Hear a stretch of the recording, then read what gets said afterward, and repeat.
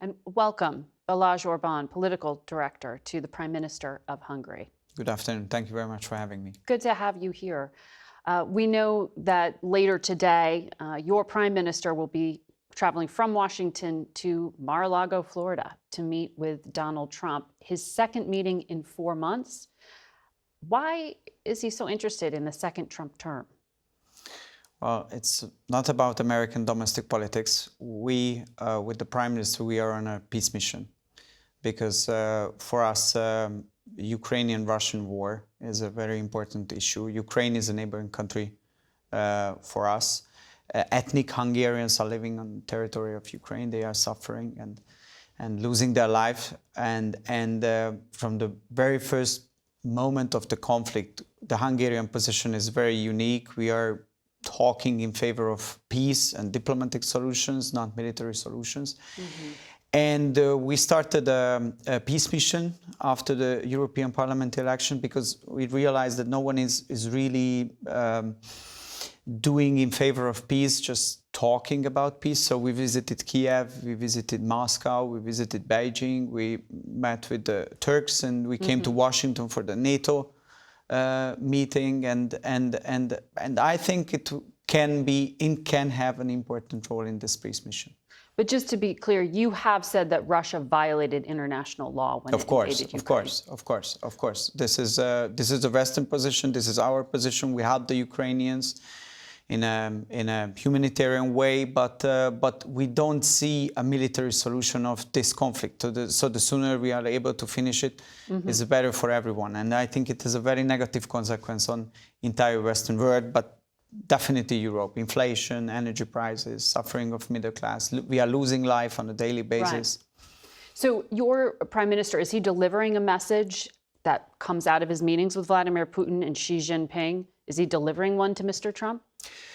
No, it's our duty, according to our understanding, is to collect information and to collect messages. We are a small country, so we are not a decisive player in this conflict, but no one is there or brave enough to play a mediative role. I think somebody has to take action because, like... But did you see any proof that there was any interest on the part of Russia in actually ending the war? Was there any message that Vladimir Putin conveyed?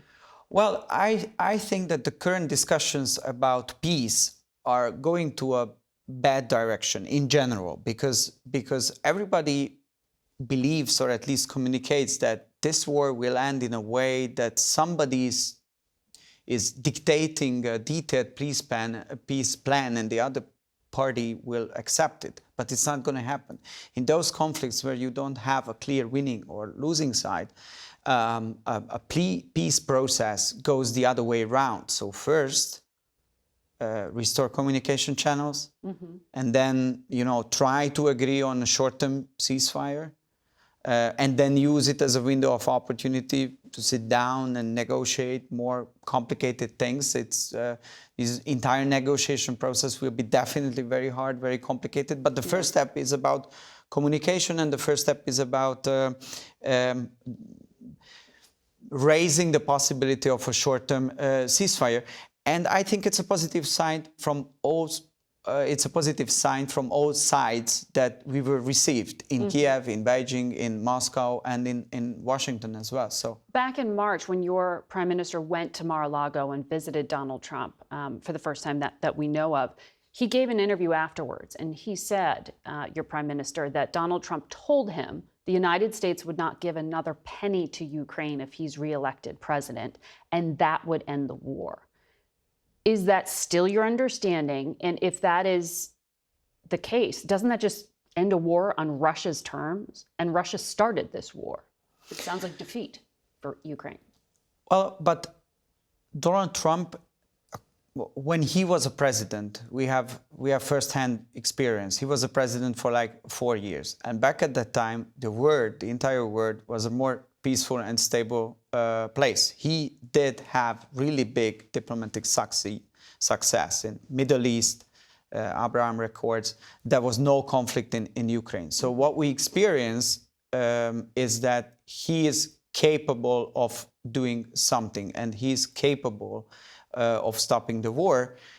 he has to know how he can achieve his goals and the American goals, but the current American administration strategy, which is about continuation of the war and fueling further conflict, according to our view, it leads us nowhere. But Russia invaded in 2014. Donald Trump did nothing to remove those troops. He did provide Javelin missiles to Ukraine to fight the Russians. So he could have stopped a war then, theoretically, and didn't. But to your broader point... Sorry, if I may add a comment to that. So it was the same conflict between the same partners in 2014, but there was no potential risk of escalation what we have now. You don't think Vladimir Putin would have done a full-scale invasion? On a daily basis. It didn't happen. Mm-hmm.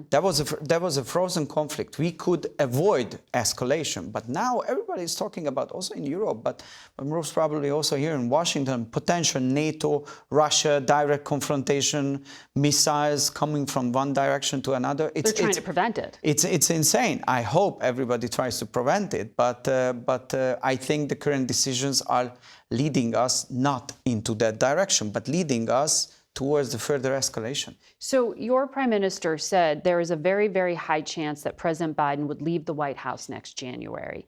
Why does your prime minister speak so frequently about this administration? Because it's hurt the relationship with the United States.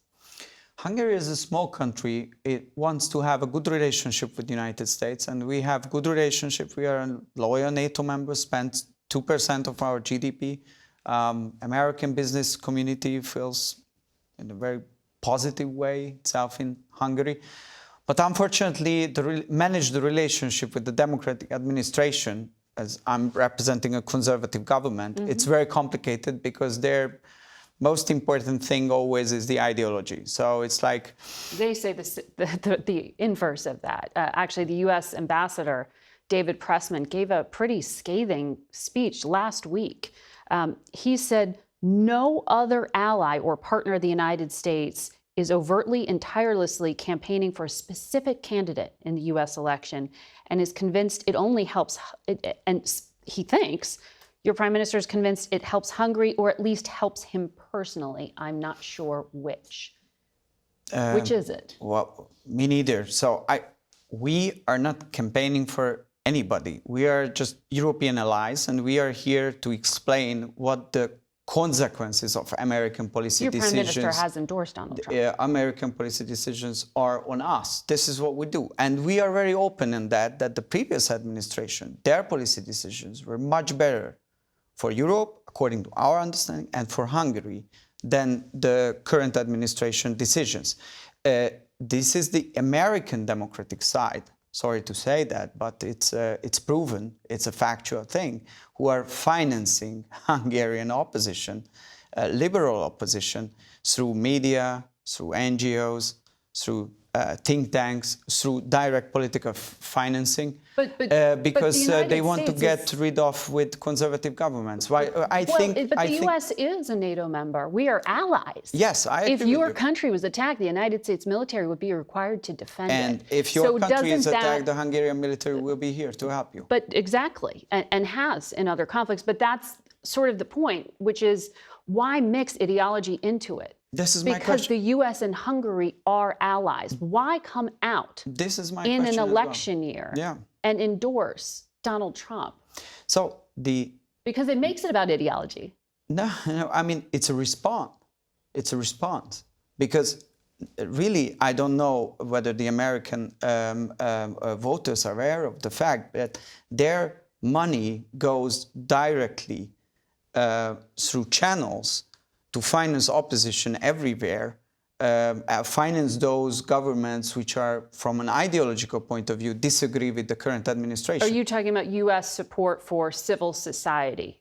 No, not civil society, but political forces. And this is an unfortunate thing. So if we are ally, then why should finance each other's opposition? It leads us nowhere. It brings us nowhere. That's about human rights, and that is where I think you're going, which is that the United States has criticized the Orbán government for treatment of journalists and treatment of civil society. Is that what you're talking about when you say opposition? This is a fake criticism. I can remember when our conservative government came back to power in 2010. We accepted a new constitution.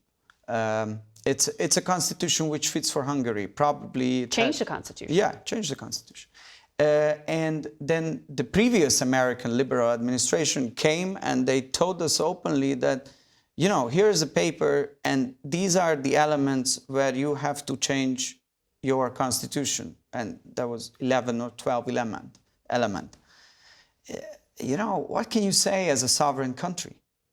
I mean, should you respond that, okay, we will change the constitution? Because if you want to be friend with the country, then you have to change your constitution. None of the sovereign countries would respond it that way. So what we are criticizing is that, you know, liberal ideology, it cannot play a positive role in foreign policy decisions. We are loyal allies. You can see the data, spending, right. Militarily, business community. How is that possible that we don't have a dual tax agreement between the United States and Hungary? Meanwhile, there is a dual tax agreement between the United States and Russia. Let me ask you something important then, that you're describing things in ideological terms and progressives and liberals and all that. Your prime minister has been praised by a lot of American conservatives, including J.D. Vance, a vice presidential contender, on this program. He talked and praised your prime minister. But the leader of Republicans in the Senate, Mitch McConnell, gave a scathing speech about your prime minister and those who look up to him. He said Orbán's undermining Western security by deepening ties with China, cozying up to Vladimir Putin, and sucking up to Iran. He said this isn't where America should be taking our foreign policy cues. That's a Republican, the Republican leader, saying that. How do you respond to that? I mean, we didn't want to respond to that. It's a different opinion. Some Republicans have this opinion, some Republicans have another opinion. So what we think is that I think the Western ties with world, Iran, reaching out to Russia, well, I mean, embracing China. sorry, from a factual point of view, it's obviously not true. So it's not true. It's not the case. I don't know if we have any time to go into discussions. Obviously, Hungary have no close ties with Iran. What we are doing is that we have a relationship with Iran. We have communication channels with Iran, as like Israel. Hungary is the strongest supporter of Israel on the Middle East, but we want to prevent interstate conflict in the Middle East. And for this, you have to have communication channels. It's the same with Russians. It's not about ideology.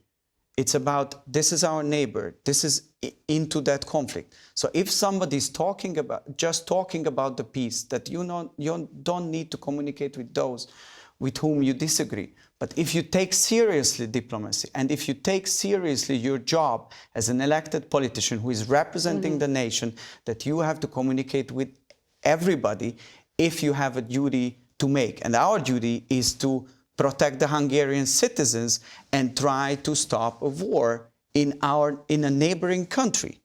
And you have to talk for this. Yes. I understand that the American public is in a war mode, and you know, it's like when you are in a war. They're definitely not. When you are in a war, then obviously the propaganda is very strong on all sides, and you have to portray those who are talking differently with a very dark tone. But this is not the case. We are accused on a daily basis being Putin puppets, but they are not true if you want to make peace. And I think this is the interest of Americans, this is the interest of Europeans, and definitely the interest of Hungarians. Then you have to communicate, even if you get pressure and punishment. Did you receive any assurances from Vladimir Putin or Xi Jinping that they would stop the war? No, it's not about insurances. It's about starting the communication, at least trying to do something, not just talk about it. This is a war which affects, I think, from a financial terms, the everyday life of the American people. And obviously, not just from a financial terms, but also physical terms, everyday life of the Hungarians. So it's not about insurance. It's about that you have to restart communication if you want to achieve something. No one is saying that it's going to be hard. These are just big-headed guys. They will not give up their goals just like this. We are a small country. We know very well. But first, communication, and take seriously the peace and try to achieve it through the ways of diplomacy. The sooner we start it, the better for everyone. Director, thank you for your time and explaining your much. position. I appreciate it.